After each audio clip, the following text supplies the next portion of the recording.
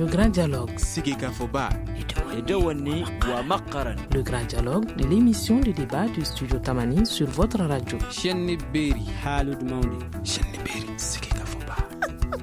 grand dialogue. En période hivernale, les routes deviennent impraticables au Mali. À Bamako, la circulation est difficile et la ville est confrontée à d'énormes difficultés, notamment la dégradation de certaines routes. Une situation qui provoque des accidents et d'autres problèmes liés à la dégradation de l'environnement. Les usagers expriment leur colère et interpellent les autorités. Nos invités sur ce plateau, Al-Maïmoun Meiga, directeur du service des données routières, Mokhtar Moussa Touré, président de l'association Siraba Lakana, Moussa Sidibé, chercheur au centre de recherche et d'analyse politique, économique et sociale CRAPES. Je suis Fatmata Togola. Le grand dialogue. Bonsoir et bienvenue au Grand Dialogue. Ce soir, nous parlons de la dégradation des routes qui fait révolter les usagers à cause des accidents et autres problèmes liés à la dégradation de l'environnement. Qu'est-ce qui explique ce phénomène selon vous, Monsieur Meiga? Allô, Monsieur Meiga? Allô, oui. Oui, vous m'entendez bien? Moi, c'est M. Sidibé. Je ne sais pas si vous vous adressez à moi ou à M. Meiga. Monsieur Meiga, Monsieur Sidibé, Moussa Sidibé, chercheur au Centre de recherche et d'analyse politique, économique et sociale? Oui, parfait. D'accord. Alors, Monsieur Sidibé, selon vous, qu'est-ce qui explique ce phénomène? Le phénomène s'expliquerait le plus largement par une capacité de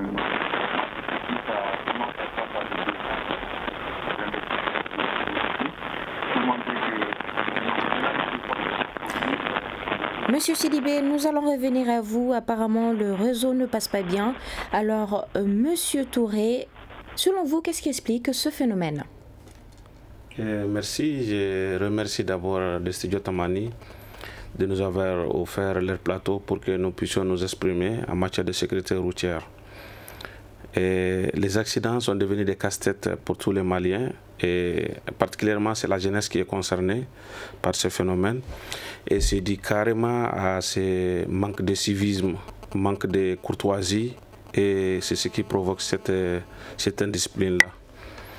Donc les routes, quand les routes sont conçues, ils doivent être suivis quotidiennement pour que, en cas de dégradation ou qu'il y ait les dégradations, nous savons ce qui cause des dégradations, c'est des surcharges, c'est des véhicules qui se gâtent, en se gâtant, ils réparent le véhicule sur la route sans le dégager, c'est ce qui pose vraiment ce problème-là. Donc nous sommes en train de nous battre, nous, association Siraba Lakana, pour que ce comportement cesse vraiment dans notre pays, que les gens comprennent que la route coûte très très très cher. Ce n'est pas pour l'État et c'est aussi pour les citoyens. Parce que c'est les citoyens qui cotisent tous les jours pour que les routes soient. D'accord. Alors, Monsieur Sidibé, d'accord, mais selon vous, où se situe exactement le problème, Monsieur Touré? Le problème se situe à tous les niveaux, à ce manque d'incivisme. Les gens pensent que la route c'est pour quelqu'un d'autre, c'est pas pour nous. Si chacun pense que la route, chacun se met dans la conscience que la route c'est pour moi, si la route est bonne, c'est pour que je puisse me rendre en bonne santé et revenir en toute sécurité. Mais quand on pense que la route là c'est pour le gouvernement, c'est pas pour nous, ce phénomène-là ne finit pas. Et il faut qu'on aille à la répression. Chaque fois, nous revenons sur ce mot, la répression, la répression. Pourquoi est-ce qu'on ne réprime pas? Pourquoi on ne réprime pas? C'est notre question. S'il y a la répression, on pense que tout ça, ça va cesser. D'accord. Alors, Monsieur Meiga. Oui, bonsoir, madame. Oui. Qu'est-ce que vous pouvez nous dire sur ce phénomène? Qu'est-ce qui explique ces dégradations de nos routes? Merci madame de m'avoir posé cette question qui me donne l'occasion de vous expliquer les vraies causes de dégradation des routes. Mais avant, si vous le permettez, il faut que je vous explique qu'une route est construite pour environ un certain nombre d'années. Si elle est bien entretenue, dans des bonnes conditions, que la route est construite, si je parle de bonnes conditions, en fonction d'un trafic pour une durée de vie. Et suite à ce dimensionnement dont on prend en compte, on prend l'environnement. Il s'agit de l'écoulement des eaux, le problème de trafic. Il s'agit des surfaces. Et comme d'autres intervenants sur le plateau ont eu à vous dire, il y a des problèmes de surcharge, d'incivisme.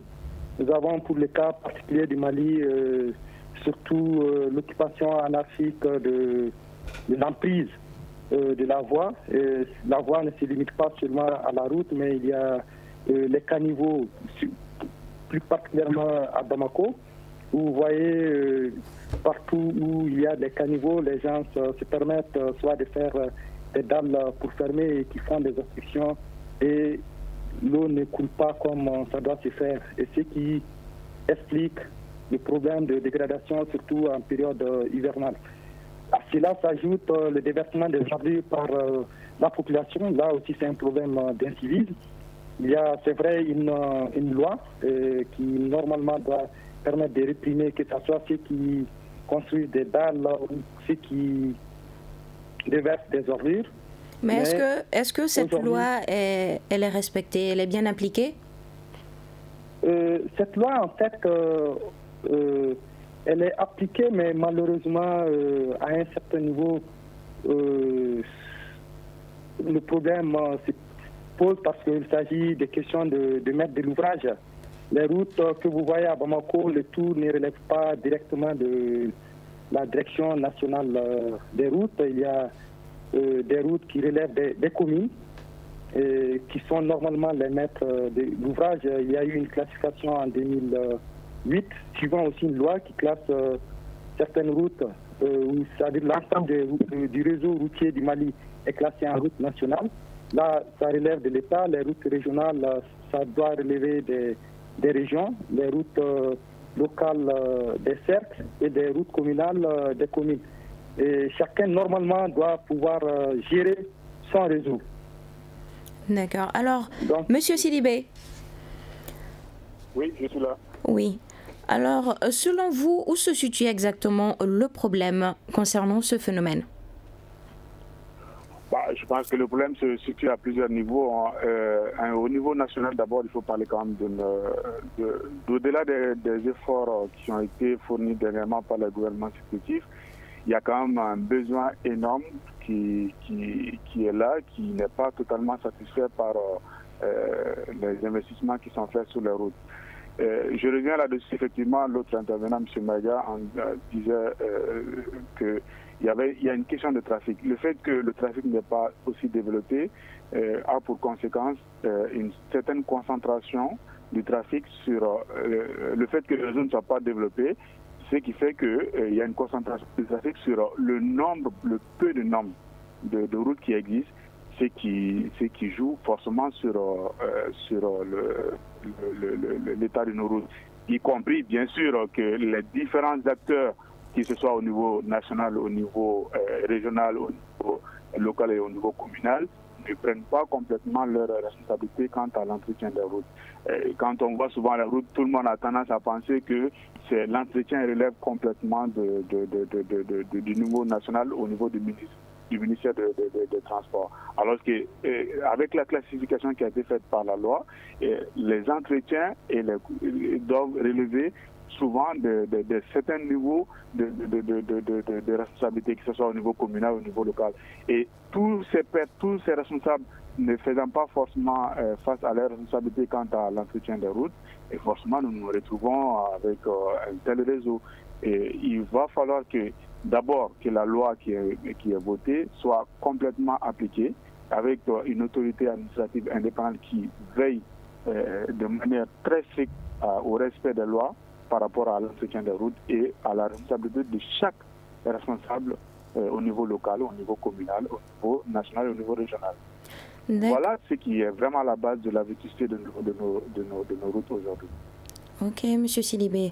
Alors, je vous propose d'écouter Ibrahim Aguindo, responsable communication Total Mali. Les facteurs sont multiples. Il y a le problème de poids des camions. Alors, les camions qui sont naturellement très chargés, qui ne sont pas adaptés au type de route qui sont ceux qui sont actuellement utilisés. Donc, le gabarit de ces véhicules-là est inadapté. Il y a une surcharge qui s'applique sur les endroits les plus sensibles donc, de ces routes-là, ça se dégrade. Il y a le fait qu'il y a des nids de poules, ce que nous appelons les black spots, que les gens ne respectent pas également et qui se trouvent surpris avec des excès de vitesse et qui amènent souvent les camions à quitter la route et qui dégradent davantage encore ce qui était déjà en mauvais état. Globalement, il y a un problème de comportement au niveau de ces usagers-là, mais encore une fois, la construction d'une route dépend des moyens qu'on met à disposition des entreprises et puis de la politique de l'État en matière également de construire ces routes-là. Une route qui est appelée à recevoir un certain nombre de véhicules par jour, si vous multipliez ce nombre de véhicules de façon substantielle, il va de soi que la dégradation s'accélère quelle que soit la qualité de la route. Nous demandons aux usagers, notamment les conducteurs qui travaillent avec les camions, d'avoir des comportements civiques, d'avoir des camions en bon état de fonctionnement, de respecter les limitations de vitesse qui ont été indiquées, d'avoir les repos obligatoires qu'on leur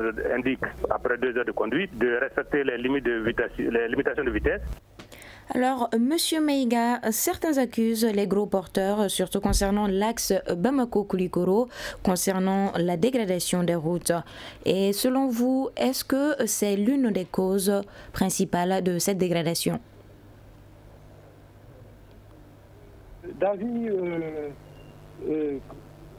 que le trafic est l'une des causes de dégradation parce que, comme je vous l'ai dit, les routes sont dimensionnées pour un certain nombre d'années en fonction d'un trafic qui passe.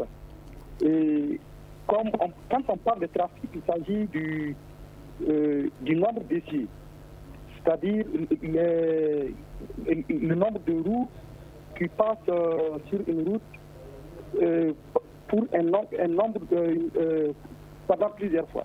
Malheureusement, il y a une réglementation aussi dans ce sens dans tous les pays de l'UEMOA, en plus des normes internationales. Et l'UEMOA, par rapport à cela, on a un règlement 14 qui devrait automatiquement être appliqué depuis 2005. Malheureusement, on est à notre 4e ou 5e tentative dans le 1er avril dernier. On devrait appliquer ce règlement qui limite la charge à l'essieu et qu'on n'arrive pas à appliquer dans les pays de l'UEMOA. Donc c'est un problème qui ne concerne pas seulement le Mali, mais tous les pays. Et c'est pratiquement l'une des causes principales de la dégradation de nos routes. Mais on arrive souvent à voir sur nos routes des camions qui ont jusqu'à 120 tonnes de poids, dont environ 25 tonnes à l'essieu pour des routes qui ont été dimensionnées pour 11 à 12 tonnes à l'essieu. Mais pourquoi ces réglementations-là ne sont pas respectées? La réglementation, c'est pour vous dire qu'aujourd'hui, on a des usagers qui sont pratiquement plus forts que les différents États de l'UEMOA, pas seulement le Mali. Aujourd'hui, le cas particulier qui s'est posé en juin 2016, où on n'a pas pu appliquer le règlement 14 et en avril 2017, c'est dû au fait que les deux pays où le Mali s'approvisionne, il s'agit de la Côte d'Ivoire et du Sénégal. Dans ces deux pays, ils n'ont pas accepté d'appliquer le règlement. Et malheureusement, si on n'applique pas là où on doit prendre les marchandises pour les amener au Mali, ces transporteurs ont eu à nous mettre devant les faits accomplis. On était en avril à l'approche de l'hivernage et le Mali est en train de se faire approvisionner en intrants agricoles. Il y a aussi le mois de Ramadan où on est en train de se faire approvisionner en denrées alimentaires et vu ces différentes raisons qui ont été avancées par les transporteurs et les chargeurs, le Mali était obligé de s'aligner derrière les deux autres pays. Il s'agit de la Côte d'Ivoire et du Sénégal qui se regardent. Parce qu'aujourd'hui, si le Sénégal l'applique et la Côte d'Ivoire ne l'applique pas, tous les transporteurs vont être basculés sur la Côte d'Ivoire et vice-versa. Donc aujourd'hui, si on doit appliquer le règlement 14, il faut l'appliquer dans tous les pays de l'UEMOA et ensemble et le même jour. Donc ce n'est pas seulement un problème qui est lié au Mali. par rapport à l'application de l'ordonnance. D'accord. Alors, c'est des raisons économiques qu'il faut peut-être qu'on analyse ensemble. D'accord. Alors, Monsieur Touré, est-ce que vous partagez le même avis que Monsieur Maïga concernant le non-respect de la réglementation? Je partage quelquefois, parfois aussi, nous avons notre propre opinion. Ce qui est le règlement numéro 15, le règlement numéro 14 ou le numéro 14 dont il disait, ça c'est l'application du gouvernement qui doit être appliquée dans tous les 8 pays de l'UEMOA. Nous ne partons pas avec ce terrain-là. Mais quel est ce règlement d'abord? Donc ce règlement, nous n'avons pas trop connaissance avec ce règlement, donc je vais pas trop m'aventurer sur ce règlement. Ce qui est pratique chez nous et ce qui est visible chez nous, c'est ce que nous voulons. C'est-à-dire, ici, c'est au Mali seul que vous voyez souvent, quelqu'un voulait peut-être traverser il veut faire son raccordement en courant ou en eau, il vient avec ses pioches, il commence à creuser sur notre route qu'on a bien conçue. Et après, dès qu'il finit de faire passer son fil ou bien son raccordement, et voilà, la route va rester comme ça. Et le nombre de véhicules qui vont rouler dessus vont continuer à les dégrader, et ça va endommager toute la partie, sinon toute la route. Une fois qu'il y a un petit trou, dès que ce n'est pas fermé, et bien voilà, la dégradation commence aussitôt. Et le nombre de véhicules qui roulent dessus par jour continue, comme M. Guindo vient de le dire, il continue à les dégrader. Donc il faudrait que ces comportements et certaines pratiques-là cessent ou qu'on ait une autorisation de le faire afin de le réparer correctement comme ça a été. Alors, M. Maïga, M. Touré vient de nous parler de l'article 15 ou 14. Alors, qu'est-ce qui est dans cet article-là? S'il vous plaît, est-ce que vous pouvez nous donner plus de détails concernant cet article de réglementation? La réglementation, c'est un règlement, comme je vous l'ai dit, qui a été signé en 2005 par les différents gouvernements des 8 pays de l'UEMOA chargés des transports et des infrastructures de transport. Et dans ce règlement, c'est relatif aux normes, à l'harmonisation des normes et des procédures de contrôle des gabarits des camions sur la route, qui précise le poids et la charge à l'issue des véhicules lourds de transport de marchandises dans les États membres de l'UEMOA. Et par rapport à ce règlement 14, le nombre d'essieux est limité. Il y a des camions peuvent aller jusqu'à 7 essieux. La hauteur des camions est définie. La largeur des camions est définie. Et en même temps, la charge maximale, si c'est un camion de 2 essieux, c'est un camion de 3 essieux, ou si c'est un camion de 7 essieux, la charge est définie. Et comme je vous l'ai dit, chaque essieu devrait avoir un poids maximal allant jusqu'à 12 tonnes par rapport à ce que dit ce règlement 14. D'accord. Alors, Monsieur Sidibé, selon vous, est-ce que cette réglementation-là peut être appliquée au Mali? Il faut quand même se poser une question. C'est une réglementation qui est communautaire, qui s'applique à des États qui n'ont pas les mêmes réalités économiques compte tenu de la réalité transport routier. Je m'explique. Quand vous appliquez une réglementation à un pays comme la Côte d'Ivoire, sous le transport routier, à un pays comme le Mali, sur le même transport routier, vous n'êtes pas du tout dans la même réalité économique. Et du coup, forcément, les États n'ont pas la même obligation en termes d'application de ce règlement. Aujourd'hui, économiquement, la Côte d'Ivoire a certes besoin de transport routier pour s'approvisionner, mais elle a plus d'autres moyens pour s'approvisionner aujourd'hui avec le transport maritime et même éventuellement le transport aérien, un peu développé dans des pays comme la Côte d'Ivoire et le Sénégal. Pour vous dire que si quelqu'un devrait se battre pour l'application de ce règlement, ce serait un pays comme le Mali qui est complètement enclavé. Ce règlement dit qu'il faut une harmonisation des gabarits, à l'échelle des poids lourds sur les transports routiers. Nous savons bien que l'économie du Mali tient beaucoup au transport routier quant à l'approvisionnement des différents ports de l'espace UEMOA. C'est des pays comme le Mali et le Burkina qui doivent se battre pour ça. Et s'il y a une application qui devrait se faire dans un pays, c'est le Mali qui est parmi les pionniers à l'application de ce règlement. Et qu'on ne trouve pas l'excuse, ce n'est pas appliqué ailleurs.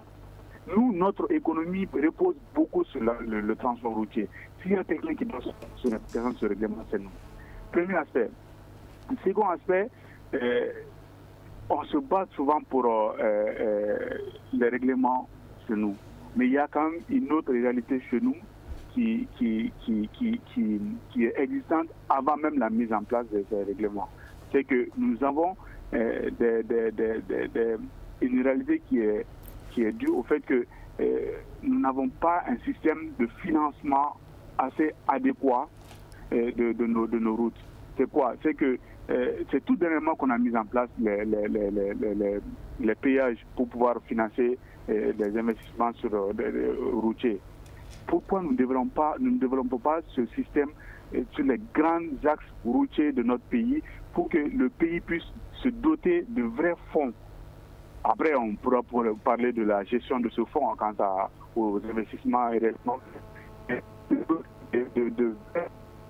sources de financement pour nos routes. C'est là toutes ces questions qu'il faut se poser.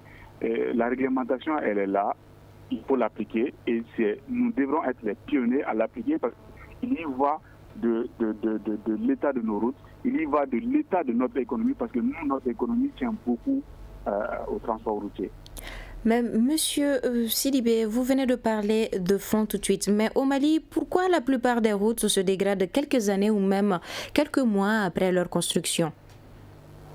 Au-delà de toutes les raisons que nous avons évoquées tout à l'heure, des raisons liées au trafic, du fait que nous n'avons pas un réseau très développé, du coup il y a une concentration sur certains réseaux, il faut quand même se dire que la construction de nos routes ne répond pas forcément souvent à certaines normes de construction. Quant au trafic qui est prévu, M. Maïga disait tout à l'heure par rapport à l'axe Bamako-Koulikoro qui a une qualité de route qui doit être mise en place. Je suis d'accord avec lui que ça c'est vraiment en théorie. Mais en pratique, il faut aller voir concrètement qu'est-ce qui se passe sur le terrain en termes de qualité de route. Nos constructeurs de routes ne répondent pas souvent aux normes. Et ce qui fait que vous avez l'axe Bamako-Koulikoro. Il n'y a pas d'alternative d'autres routes alternatives pour aller à Koulikoro. De ce fait, s'il y a une concentration de trafic sur cette route, il y a forcément un besoin à ne pas seulement avoir une qualité de route qui soit classique. C'est une qualité de route qui va au-delà même de ce qui est classique. C'est d'avoir en tête que nous avons forcément une concentration de trafic sur cette route-là, qu'il faut augmenter la qualité de la route. Et ça, tant qu'on ne fait pas ça, et qu'on ne contrôle pas forcément les poids lourds qui doivent passer sur ces routes-là, nous sommes complètement dans une impasse dans laquelle nous ne pourrons pas sortir en termes de qualité de route, en termes d'entretien de route, en termes d'état de nos routes chaque année. Et c'est l'hivernage qui nous fait revenir à la réalité, alors qu'au-delà même de l'hivernage, il faut qu'on se pose toujours la question sur la qualité de nos routes.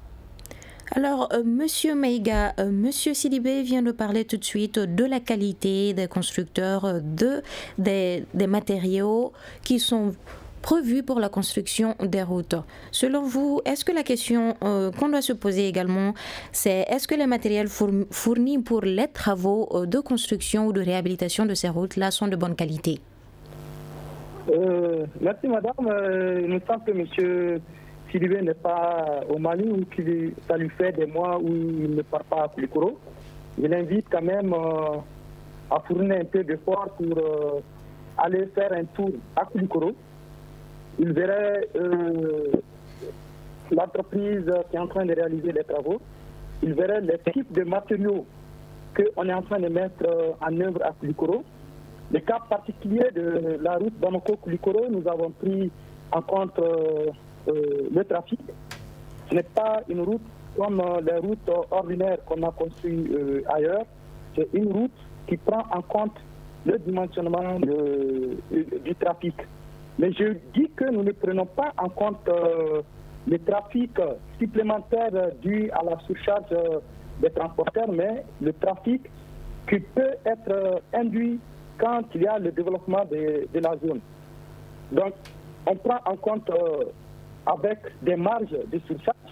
Et c'est pour cela, cette route, quand je l'invite à aller voir, nous sommes en train de faire un grave bitume en termes de matériaux de la couche des bases.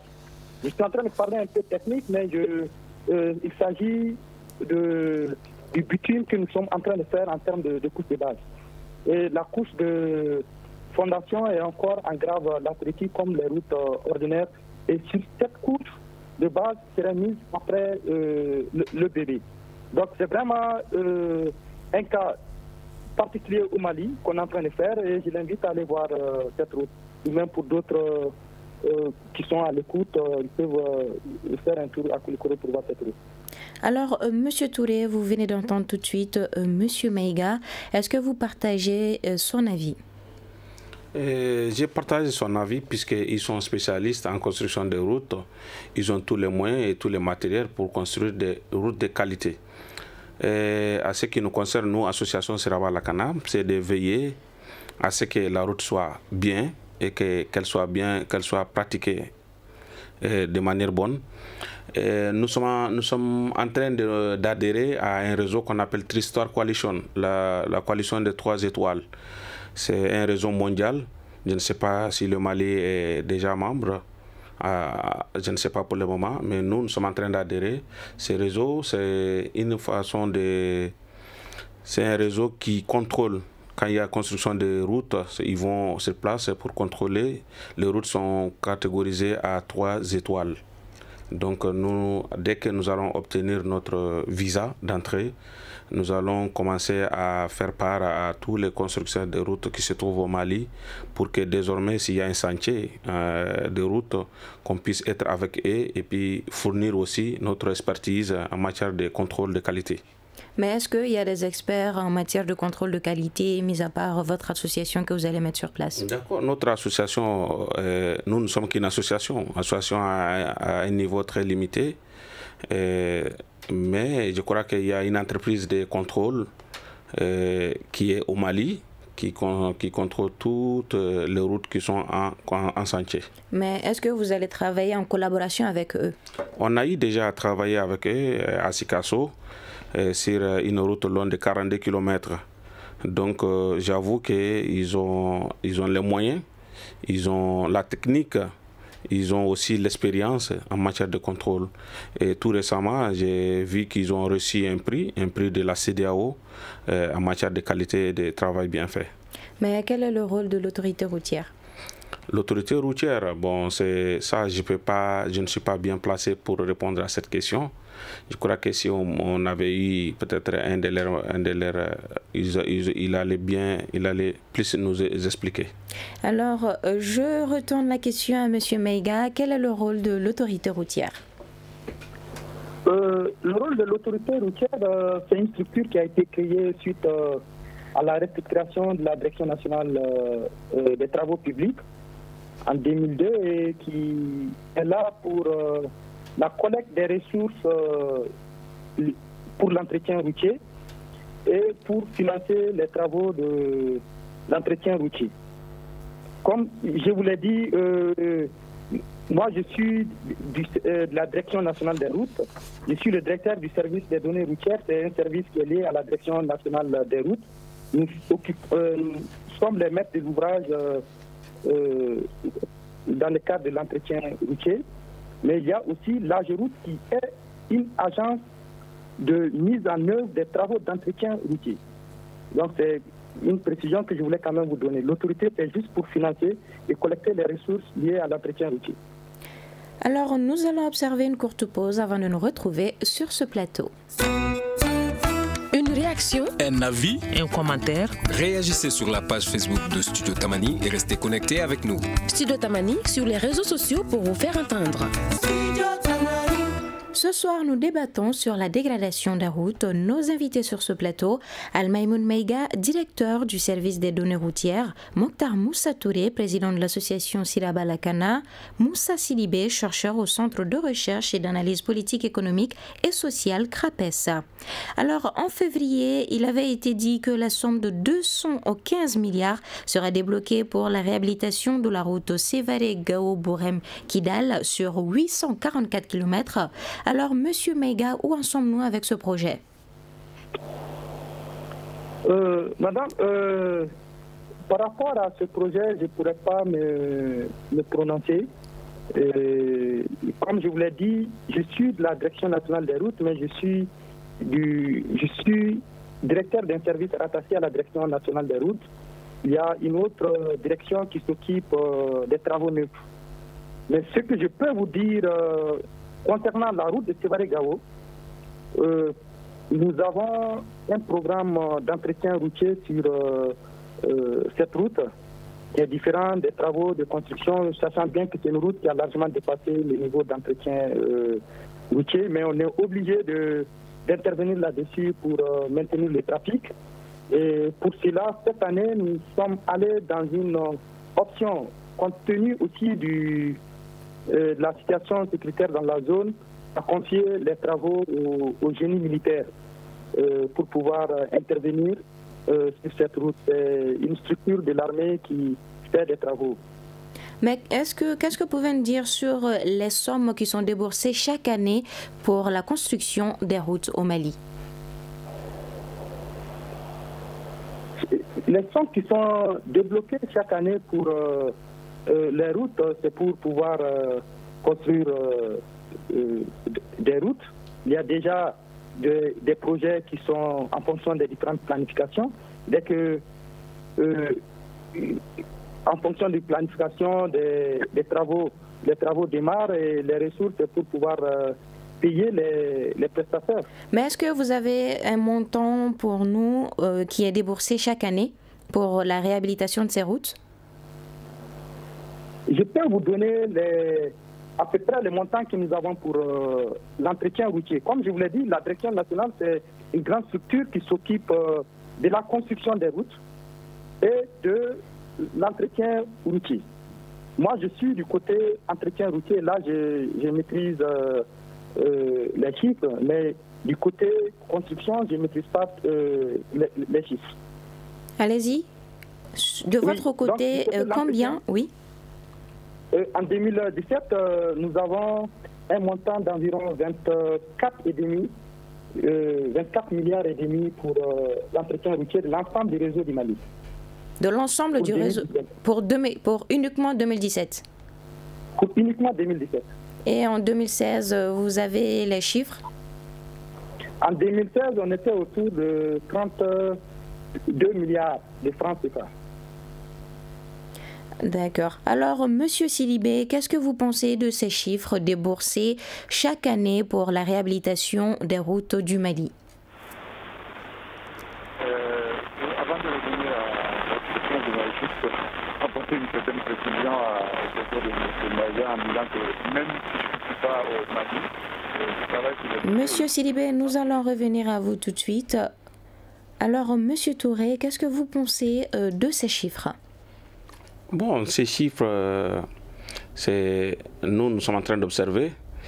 Nous venons d'entendre les chiffres, donc nous allons prendre acte de ces chiffres-là. C'est énorme. Vous convenez avec moi que c'est vraiment beaucoup de l'argent qui est en train de s'investir chaque année pour l'entretien routier. Et je vais toucher un peu la route Sévaré-Gao. La route Sévaré-Gao qui est vraiment quasi inexistante, c'est une route carrément effacée. Donc quand on parle d'entretien, nous sommes très mal à l'aise. C'est une route que j'ai fait au moins 4 fois. Donc je connais carrément l'état parfait de cette route-là. C'est quasi inexistante. Donc pour se rendre à Gao aujourd'hui, c'est mieux aller en France en véhicule, si je peux m'exprimer ainsi, que d'aller à Gao en véhicule. D'accord. Alors, Monsieur Sidibé, ces fonds sont-ils utilisés comme ils se doivent? Je n'ai pas bien compris la question en fait. Oui, je disais que Monsieur Maïga nous a parlé des fonds déboursés en cette année 2017 et 2016 concernant la réhabilitation des routes. Je vous demandais si vous étiez d'accord avec ces chiffres ou est-ce que ces chiffres ces sommes sont-ils utilisées comme ils se doivent? Déjà, c'est au niveau de M. Maïga de nous dire si les chiffres sont bien utilisés. Déjà, moi, je me surtout poser la question, quelle pourrait être l'explication de la baisse du montant d'entretien du réseau routier? Ça, c'est quand même une explication à pouvoir donner à vos auditeurs qui pourrait venir de M. Maïga. Au-delà de ça, je pense que c'est quand même un montant important qui est débloqué chaque année pour l'entretien de nos réseaux et que nous nous retrouvions aujourd'hui toujours avec un réseau aussi dégradé. M. Touré, M. Maïga pourra aussi nous expliquer qu'est-ce qui est à la base du fait qu'au-delà de ce montant colossal qui est déboursé, pourquoi nos routes sont encore dans cet état assez dégradé. Voilà. Moi, de mon point de vue, je pense que d'une part, le montant il n'est pas forcément suffisant, c'est clair et net. Deuxièmement, je pense qu'il n'y a pas forcément une bonne gestion en termes d'investissement dans l'entretien routier. Il faut aller voir en termes de rigueur de la gestion et d'investissement dans l'entretien routier si c'est bien fait et si c'est efficacement fait. Pour revenir à la question de la route de Koulikoro, il est quand même bien dommage que M. Maïga reconnaisse qu'ils n'ont pas pris en compte le développement du trafic qui sera fait suite à la construction de la nouvelle route. Ce qui fait qu'obligatoirement, nous allons avoir une donnée supplémentaire sur le trafic. Et s'ils ne tiennent pas compte de cela, sur la qualité de la route, forcément, nous avons une cause principale de la dégradation de la route qui est déjà annoncée par M. Maïga dans ses propos. Voilà des questions qui me viennent en tête quand j'entends souvent des propos de M. Maïga. Alors, M. Maïga, qu'est-ce que vous avez à répondre par rapport aux questions de M. Sidibé? Ok, merci madame. Je remercie M. Sidibé pour ces questions qui me permettent de lui donner plus d'éclaircissement. Mais si vous le permettez, pour le cas de Touré, si je peux répondre d'abord à Touré avant de répondre allez-y. À Sidibé. Oui, parce que Touré avait posé aussi la question des montants énormes pour entretenir. À titre de rappel, je vous informe qu'on avait un besoin de 80 milliards pour l'ensemble de ces routes.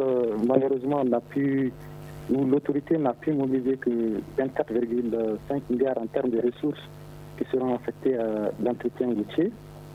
Je profite pour lui dire que les routes, comme je vous l'ai dit, dès qu'elles sont construites, je vous ai dit tantôt que c'est pour un nombre d'années et par rapport à un trafic qui doit normalement rouler sur ces routes. Donc, avec l'âge, la route se dégrade. Mais aujourd'hui, en prenant le cas de la route Sévaré-Gao, on ne peut pas aussi laisser la route comme telle et ne pas intervenir. Aujourd'hui, l'entretien n'est pas la solution, mais nous ne pouvons pas laisser la route comme telle et qu'il y a une rupture de trafic sur ce tronçon. C'est pour cela que nous intervenons. Et je vous ai dit que le département est allé jusqu'à saisir le service du ministère de la Défense pour que ça soit désormais, au lieu de confier aux entreprises privées de la place, que nous allons confier au génie militaire pour que les travaux puissent être réalisés dans certaines conditions de sécurité, pour que les travaux puissent être réalisés. Parce que peut-être ce que tout le monde ne sait pas, nous avons perdu notre directeur régional sur cette route dans le cadre du suivi des travaux d'entretien routier. Malheureusement, l'année dernière encore, le directeur régional a été aussi enlevé sur le même tronçon pour des questions de sécurité. On ne sait pas ce qui est lié à cela, mais c'est quand il passe pour voir les entreprises, les conditions dans lesquelles les entreprises travaillent, pour que les travaux puissent être réalisés dans les règles de l'art. Et c'est dans le cadre de ces missions qu'ils sont victimes de ces enlèvements ou des attaques. Et voilà pourquoi on est parti vers le génie militaire et tout ça, parce qu'on est conscient de la qualité du service que nous devrons offrir aux usagers de la route et particulièrement de la route Sévaré et Gao. Quand je reviens par rapport à la situation des baisses des montants, nous avons des besoins. Je vous ai dit qu'on a un besoin de 80 milliards. Malheureusement, on n'a pu mettre à notre disposition que 24 milliards. Nous avons sollicité qui de droit à travers le département pour leur dire que ces ressources mises à notre disposition ne permettent pas aujourd'hui de donner aux routes un niveau de service acceptable. Et sachant bien l'âge moyen de nos routes, toutes nos routes aujourd'hui au Mali ont dépassé 10 ans. Si je crois que Touré doit être du domaine, les routes, au bout de 7-8 ans, il faut aller à leur entretien périodique, leur réhabilitation ou leur renforcement. Et c'est dans ce cadre-là que toutes ces routes ont dépassé, mais nous sommes obligés de faire des travaux encore plus importants sur ces routes. La stratégie que le département a eu à prendre en 2017 particulièrement, c'est des travaux pluriannuels qui vont s'étendre sur 2017 et 2018 pour pouvoir maintenir les entreprises sur ces routes qui ont un âge très avancé et pour pouvoir intervenir à tout moment et qu'on puisse améliorer le niveau de service avec les ressources dont nous disposons. Je reviens par rapport au cas du trafic de Koulikoro. Il me semble que M. Sylvain ne m'a pas compris. J'ai dit que nous avons pris en compte le trafic induit, c'est-à-dire avec le développement. Et nous savons que cette route de Bamako-Koulikoro, en réalisant cette route pour un usager et avec la construction du pont à Koulikoro, les usagers, tous ceux qui sont de la rive gauche, ont l'avantage de passer par cette route de Koulikoro que d'utiliser le troisième pont ou le deuxième ou le pont des Martyrs pour pouvoir aller à Ségou.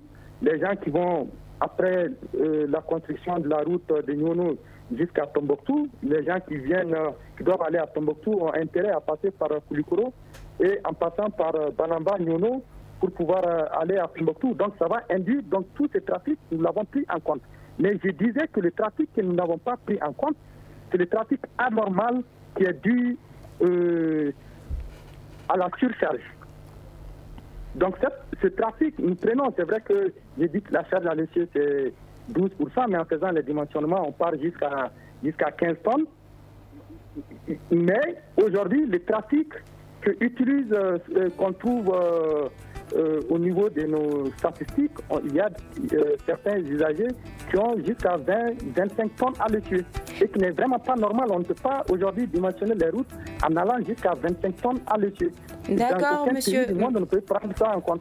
Ok, merci bien, monsieur Mega. Alors, en 30 secondes, monsieur Touré, pouvez-vous me dire quelles sont les attentes de la population pour pouvoir circuler en toute tranquillité? Merci, je vous remercie encore une deuxième fois. Les attentes de la population, c'est d'avoir une route de qualité, une route en bon état pour pouvoir rouler, aller se rendre dans son lieu et revenir en sain et sauf. Voilà notre combat aussi, nous qui sommes auprès de la population, qui faisons des campagnes de proximité, c'est que nous aussi nous invitons les usagers à une bonne utilisation de ces routes-là. Les routes sont bien confectionnées souvent, mais c'est nous, par notre comportement, qu'on les dégrade. En faisant des trous ou en faisant passer des fils de raccordement, c'est par ce comportement que nous sommes en train de dégrader les routes. Au Mali, chacun se lève, prend sa pioche, je reviens là-dessus, il creuse, il se dit, il va se faire ce qu'il voulait. Donc il faudrait que ces pratiques-là, que ça cesse. Et pour que ça cesse, il faut carrément la répression. Il faut que l'autorité se mette à sa place, que les communes aussi ils prennent leurs responsabilités. D'accord. Merci bien, monsieur Touré. Cela m'a fait à ce débat qui portait sur la dégradation des routes. Merci de l'avoir suivi et un grand merci à nos invités. Al-Maïmoun Meiga, directeur du service des données routières, Mokhtar Moussa Touré, président de l'association Sirabalakana, Moussa Sidibé, chercheur au Centre de recherche et d'analyse politique, économique et sociale CRAPESA. À la présentation, Fatmata Togola, la mise en onde de Salim Diouara, à la régie vidéo, Mamadou Ouattara. C'est une réalisation, une coordination de Mohamedou Touré. Le grand dialogue. Le grand dialogue de l'émission de débat du studio Tamani sur votre radio.